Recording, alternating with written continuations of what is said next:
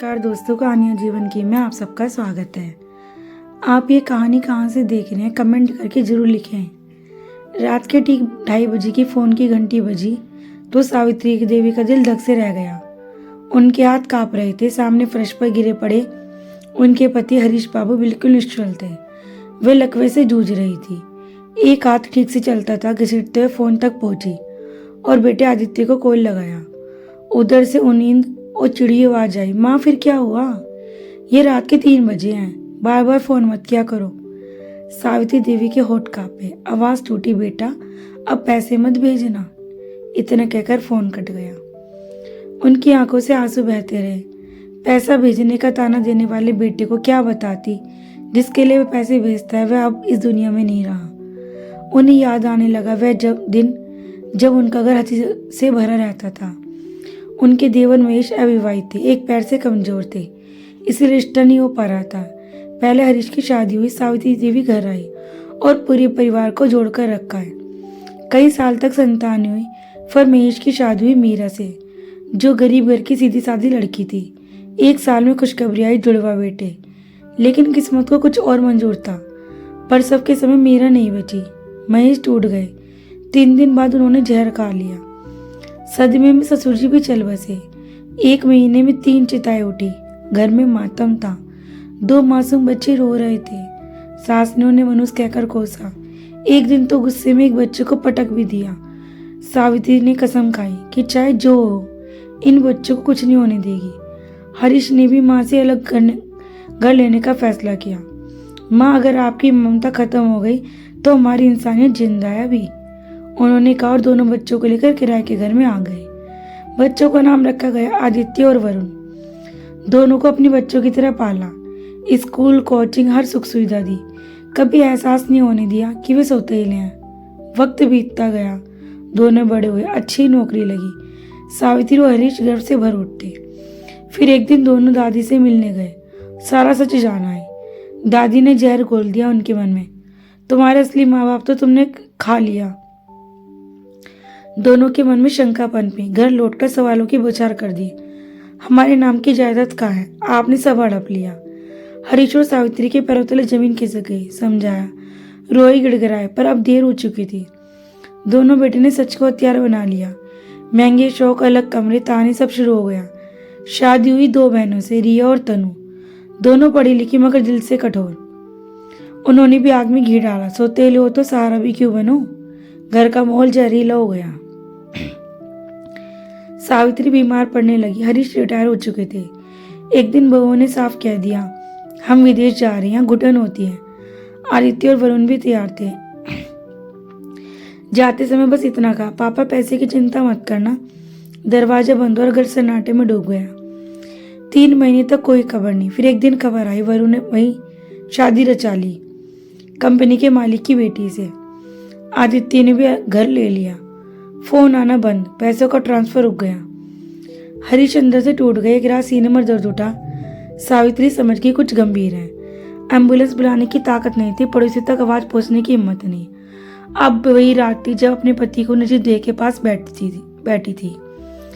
उन्हें लगा शायद ये कर्मों का फल है, पर फिर दिल ने कहा कि नहीं, हमें तो केवल इंसानियत निभाई थी। गलती बस इतनी थी कि सच छुपाया। उन्होंने ठान लिया कि अब किसी पर बोझ नहीं बनेंगी, चाहे जिस हालात में वो खुद को संभालेंगी। उन्होंने कांपते हाथों से पड़ोसी को सीमा को कॉल किया। सीमा ने जैसे ही फोन उठाया और सावित्री देवी की टूटी आवाज सुनी, वह तुरंत अपने पति को लेकर उनके घर पहुंची। दरवाजा अंदर से खुला था। कमरे में फर्श पर हरीश बाबू निश्चल देह और बगल में घिसट कर बैठी सावित्री को देखकर सीमा की आंखें भर आई।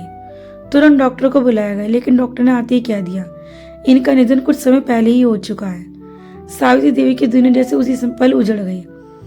पड़ोसी ने मिलकर अंतिम संस्कार की तैयारी करवाई। आदित्य और वरुण को कई बार फोन किया गया, पर किसी ने कॉल नहीं उठाया। आखिर एक छोटा सा मैसेज, हम नहीं आ पाएंगे, आप लोग देख लीजिए। यह पढ़कर सीमा का खून खोल उठा, लेकिन सावित्री चुप रही। शमशान घाट पर जब हरीश बाबू की चिता जली तो सावित्री की आंखों में आंसू सूख चुके थे। शायद दर्द अपनी हद पार कर चुका था। अगले दिन घर लौटते सन्नाटा काटने को दौड़ता। हर कोने में हरीश की यादें थी। उनकी कुर्सी, उनका चश्मा, दीवार पर टंगी उनकी मुस्कुराती तस्वीर। सावित्री कई बार तस्वीर के सामने बैठकर बुदबुदाती, मैंने पूरी कोशिश की थी हरी, शायद हमसे ही कोई कमी रह गई। लेकिन धीरे धीरे उनके अंदर एक अजीब सी ताकत जन्म लेने लगी। सीमा और कॉलोनी की कुछ महिलाओं ने उनका साथ देना शुरू किया। सीमा ने कहा, आंटी आप अब अकेली नहीं है, हमें आपके साथ। उसी समय सावित्री के मन में विचार आया, क्यों ना इस बड़े से घर को किसी अच्छे काम में लगा दिया जाए। उन्हें हरीश की पुरानी फाइलें निकाली, पता चला जो संपत्ति थी वह कानूनी रूप से अभी भी उनके और हरीश के नाम ही थी। बेटे के नाम कुछ भी ट्रांसफर नहीं हुआ था। हरीश ने हमेशा कहा था, जब तक हम जिंदा हैं सब हमारे पास रहेगा। सावित्री ने वकील से संपर्क किया।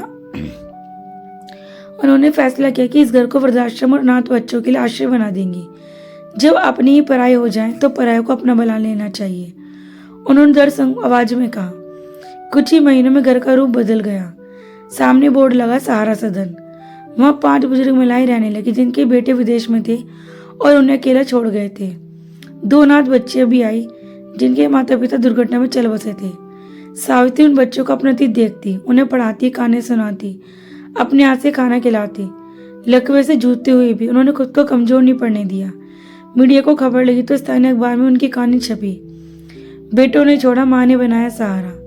यह खबर विदेश तक पहुंची। आदित्य और वरुण को भी पता चला कि उनके माता पिता का घर अब ट्रस्ट में बदल गया है। दोनों घबरा गए, उन्हें लगा कि शायद संपत्ति हाथ से निकल रही है। कुछ ही हफ्ते में दोनों भारत आ पहुंचे। दरवाजे पर वही घर था मगर वहां अनजान लोग थे। अंदर सावित्री व्हीलचेयर पर बैठी 2 बच्चों को होमवर्क करा रही थी। आदित्य ने धीमे से कहा, माँ। सावित्री ने नजर उठाई, चेहरा शांत था, कोई शिकायत नहीं, कोई गुस्सा नहीं। वरुण बोला, माँ हमें माफ कर दो, हमसे गलती हो गई। सावित्री मुस्कुराई, गलती तो हमसे हुई थी बेटा, जो हमने तुम्हें सच देर से बताया, लेकिन अब सब ठीक है। यहाँ इन सबको मेरी जरूरत है। आदित्य ने कहा, माँ हम आपको अपने साथ ले जाने आए हैं। सावित्री ने सहला, यहाँ जरूरत नहीं थी, वहां रहकर क्या करती, यहाँ मुझे जरूरत है। दोनों बेटी की आंखें झुक गई। उन्हें पहली बार एहसास हुआ कि जिन्होंने उन्हें पाल पोस कर बड़ा किया उनका कर्ज सिर्फ पैसों से नहीं चुकाया जा सकता।